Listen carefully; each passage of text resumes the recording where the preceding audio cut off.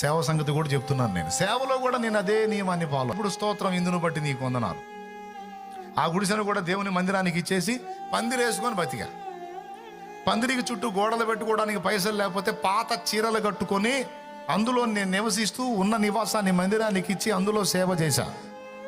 70-80 మంది విశ్వాసులు అందులో కూర్చొని ఆరాధించారు.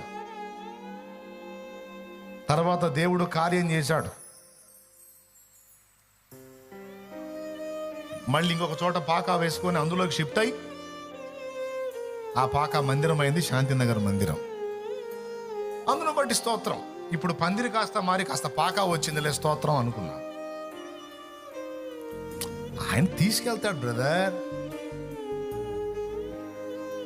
ఆ నివాసం కూడా ఒకరోజు గాలివాన వచ్చి అది పడింది.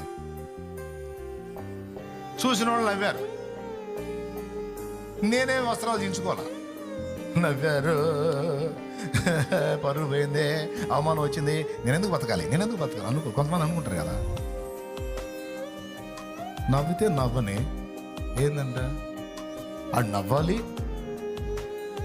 నేను ఈ దీనస్థితిని అనుభవించాలి, ఈ 2 సీన్లు ఆయన చూడాలి, ఆయన నన్ను ఎత్తాలి.